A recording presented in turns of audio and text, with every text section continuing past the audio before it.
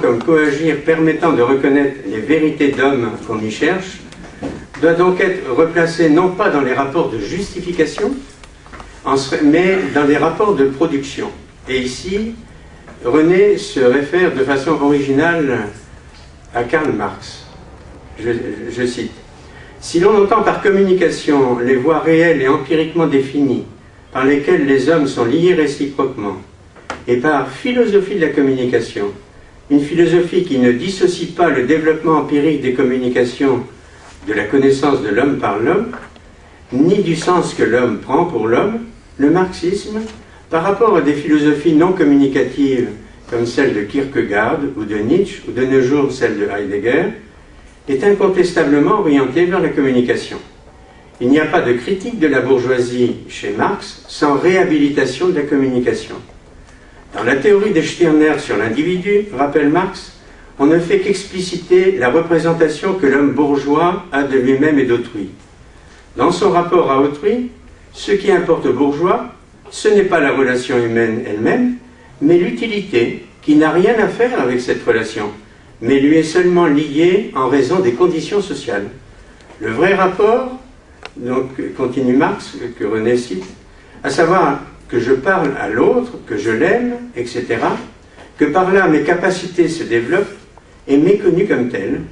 On y introduit en effet un second rapport, selon lequel j'entre en relation avec l'autre, c'est-à-dire que je dois, en dehors du rapport réel qui se comprend de lui-même, encore avoir avec l'autre un rapport particulier d'utilité, tiré de lui une utilité spéciale. Cette relation d'aliénation, imposant ses conditions historiquement, on ne peut s'en libérer qu'en situant objectivement l'homme dans ses relations de communication. Et René se réfère toujours à Marx. Au lieu que l'objectivité soit sous la forme de l'objet posé, je cite, l'obstacle majeur à la communication interhumaine et à la possession par l'individu de son essence universelle, elle devient au contraire condition première d'existence humaine, affirme René. La communication a besoin de passer par le détour de la transformation du monde pour permettre aux interlocuteurs de se reconnaître comme humains.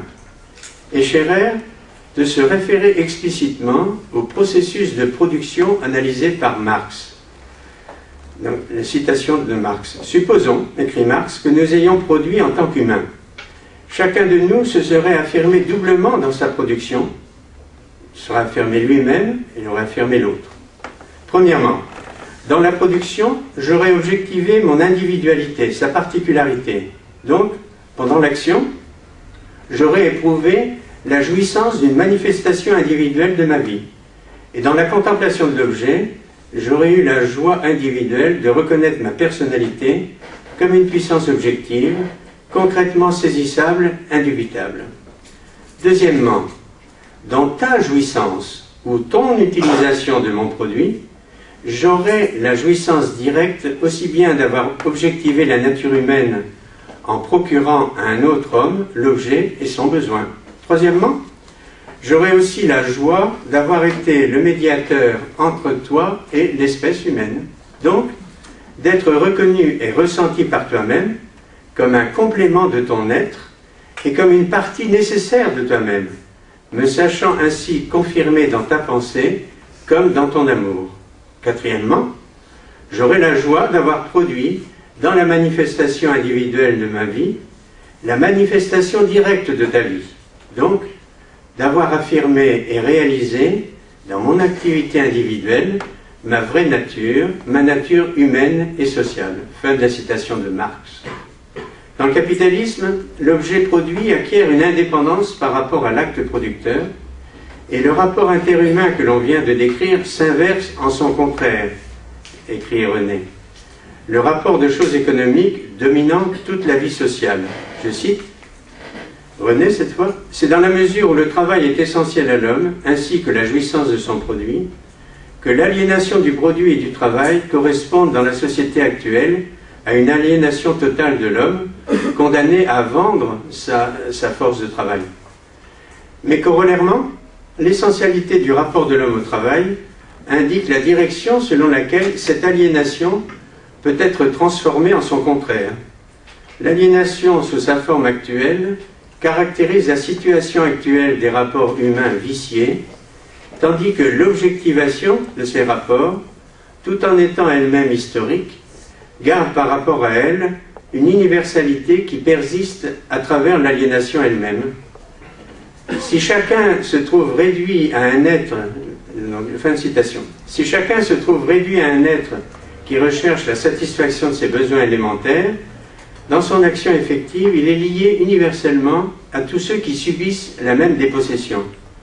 Mais cette universalité, écrit René, ne saurait être réduite à la classe du prolétariat. Comme il le souligne, je cite, « Le développement des investigations ethnologiques dans les sciences humaines correspond à un profond désir de communication de notre société, de notre culture avec d'autres formes d'expérience humaine. Désir se découpant sur les rapports historiques objectifs de la société industrielle capitaliste, avec des sociétés autres et fondées sur ces rapports.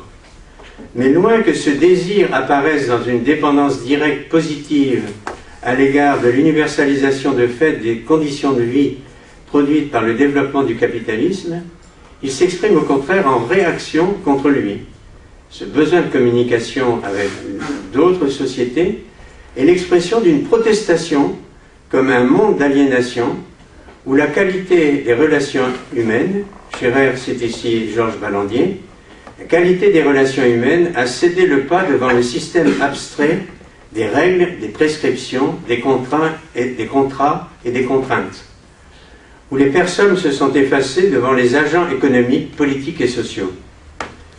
Mais ce désir ethnologique de communication avec d'autres cultures ressemble, souligne-t-il, à une fuite de l'homme devant lui-même, devant les exigences pratiques de ce monde et devant les exigences pratiques d'autrui. Mais elle peut également signifier, insiste-t-il, je cite, l'abandon d'un certain dogmatisme qui nous pousse à valoriser absolument notre comportement culturel, à élargir, en un mot, notre connaissance de l'homme. Elle prend alors le sens d'une communication féconde, qu'il éclaire en se référant au paragraphe 40 de la critique du jugement de Kant.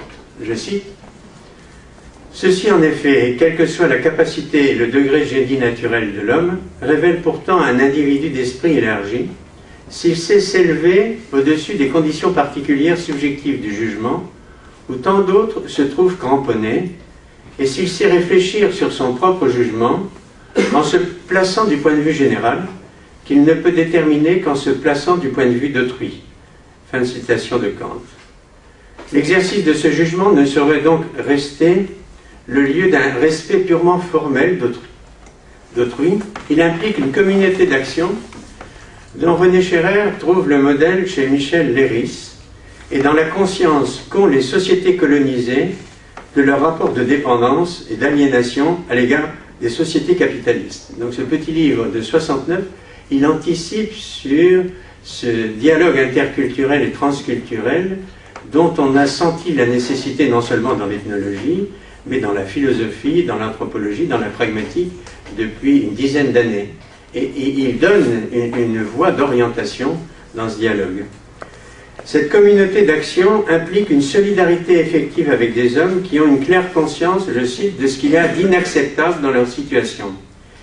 Et elle n'advient, cette communauté d'action, qu'en surmontant le danger inhérent à une philosophie de la pratique, c'est-à-dire qu'en surmontant la volonté de transposer dogmatiquement ses propres projets dans des sociétés auxquelles les sociétés capitalistes sont effectivement liées, mais avec lesquelles elles ne communiquent pas au sens propre de ce mot.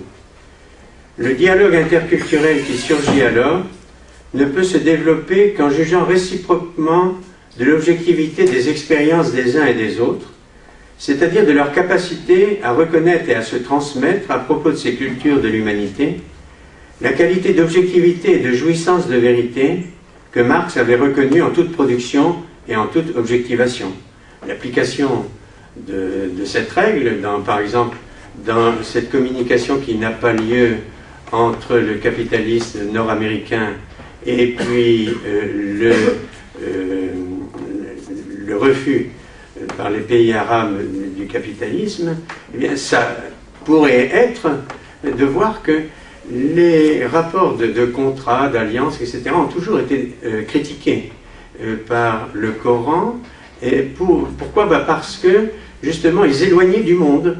Ils gardaient les fidèles dans une bulle de relations d'alliance qui n'était mesurée par rien d'autre. Ce qui se passe dans le printemps arabe, c'est d'une certaine façon un coagir à la René, c'est-à-dire un coagir où, dans la notion de démocratie telle que on l'a développée comme démocratie libérale aux États-Unis ou comme démocratie républicaine en Europe, donc on insère, donc obligé de le faire, un rapport à la réalité de la construction des mondes qui se partagent, donc qui n'avait pas de nécessité, qui ne pouvait pas être reconnu comme nécessaire autrement. Donc tout ce détour par Marx, dans la théorie, la philosophie de la communication de René, ce n'est pas fait pour rien. La condition de cette pratique du dialogue interculturel doit accepter de pouvoir partir d'une incompréhension de l'autre.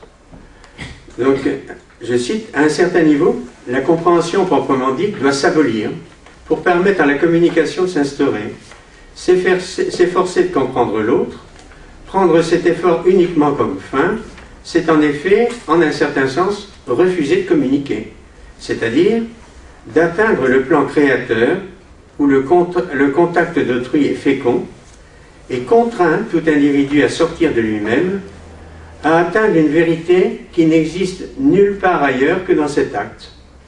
La dialectique des rapports amoureux, celle de l'éducation, se fonde sur une certaine attitude d'incompréhension délibérée, chacun ne pouvant apporter à l'autre qu'en étant d'abord lui-même. Fin de citation. Cette ouverture à la différence comme à la structure de contradiction présente par exemple au rapport de domination analysé par Hegel comme au rapport des luttes de classe révélé par Marx, reste le seul domaine dans lequel puisse œuvrer le philosophe, et chacun, dans la mesure où l'appartenance à la communication qualifie chacun déjà à la réflexion philosophique, puisqu'on a vu qu'elle était mue par cette motivation d'avoir besoin de l'autre en tant qu'on a besoin de lui pour accéder à une vérité inédite de soi-même. La réflexion philosophique sur la communication n'y fait donc pas exception et ne peut se produire que dans la mesure où, je cite, l'ouverture à l'expérience humaine est ce qui, à tous les niveaux, vivifie la réflexion. Nous savons également, continue René, que la vérification a posteriori de la vérité philosophique réside dans le fait qu'elle ne consiste pas en la transmission d'un message, mais dans l'élucidation constante, pouvant être universellement effectuée d'une expérience, ou en d'autres termes, que sa vérité consiste dans sa communicabilité, et que celle-ci n'a d'autre fondement que sa vérité pour chacun. Réciprocité qui ne peut s'entendre sans la confirmation que la pratique impose. Le philosophe, écrit-il, qui ne peut prétendre à la place de fondateur d'une communauté universelle, qui s'est bien défendu tout à l'heure d'avoir été le fondateur de la communauté réelle de Paris. Donc le philosophe qui ne peut prétendre à la place de fondateur d'une communauté universelle, mais il a été, et pas seulement institutionnellement, il a été par la pratique de sa communication, mais surtout par le coagir qu'il a développé donc avec étudiants et collègues. Et donc, d'une certaine façon, donc intégrant cette dynamique de communication qui reste le secret de sa participation à un département qui serait aujourd'hui une ruine s'il n'avait pas mis en pratique cette théorie, cette philosophie de la communication. Donc le philosophe qui ne peut prétendre à la place de fondateur d'une communauté universelle, en substituant à la pratique réelle celle idéale des volontés, trouve dans cette élucidation opposée à une transmission sa fonction propre. Fin de citation.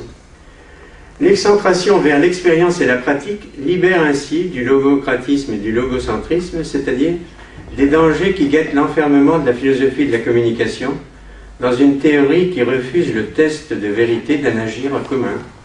Elle délivre ainsi également de la tentation pragmatiste, celle de réduire à la façon de Richard Rorty tout dialogue au bruit des sons accompagnés de compréhension et d'efficacité, celle de réduire le dialogue à une sorte d'affection collective d'accord des uns et des autres. Car l'objectivité de l'action, tout comme celle d'un coagir, se mesure à la façon dont celle-ci correspond réellement à une nécessité de transformer le monde visible comme le monde social pour y introduire une condition de vie qui produit comme bénéfice secondaire la jouissance d'un bonheur commun, à la façon dont toute production était censée la produire pour Marx, hors des rapports d'aliénation ou pour émanciper de ces rapports.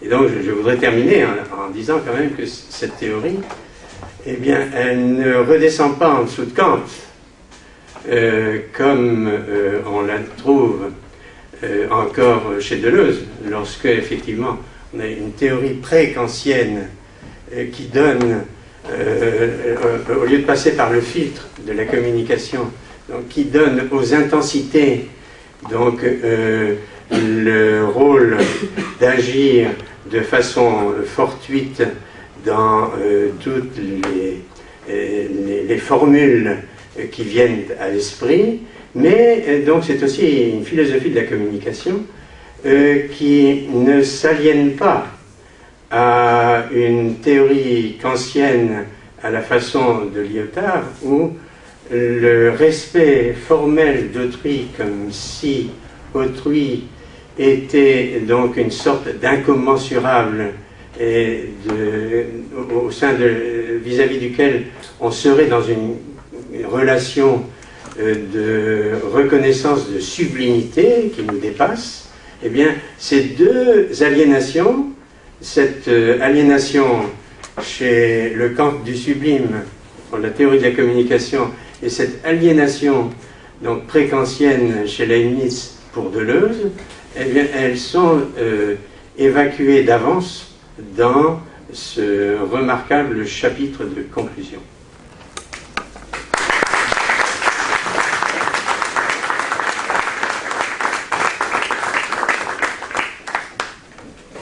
Comme coagir permettant de reconnaître les vérités d'homme qu'on y cherche doit donc être replacée non pas dans les rapports de justification, mais dans les rapports de production.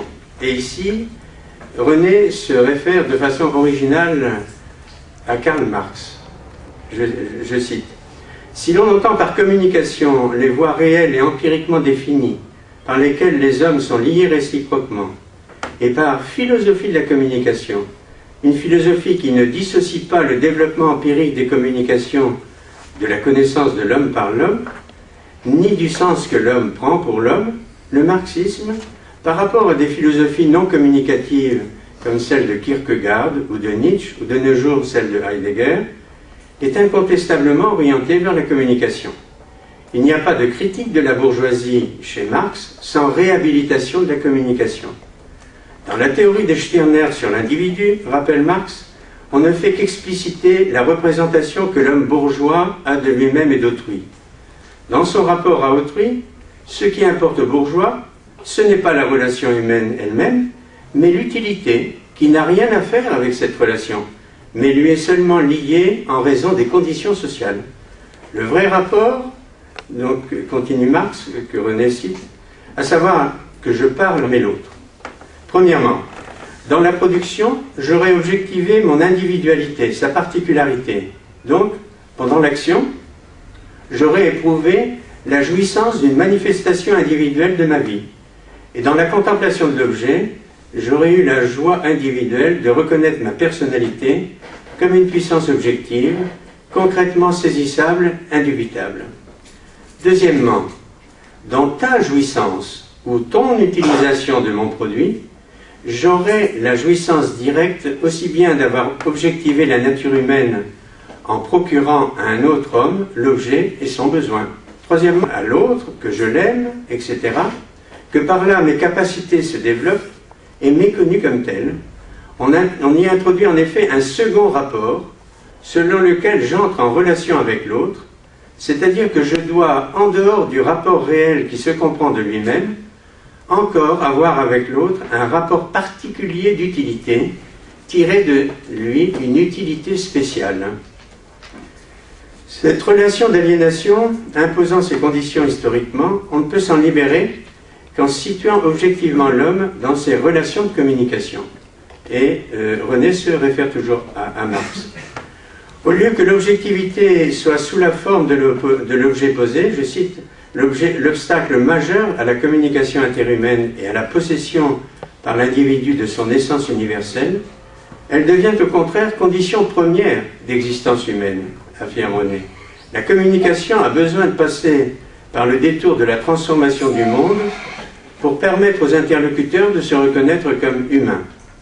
Et Scherrer de se référer explicitement au processus de production analysé par Marx. Donc, la citation de Marx. Supposons, écrit Marx, que nous ayons produit en tant qu'humains. Chacun de nous se serait affirmé doublement dans sa production, serait affirmé lui-même et aurait affirmé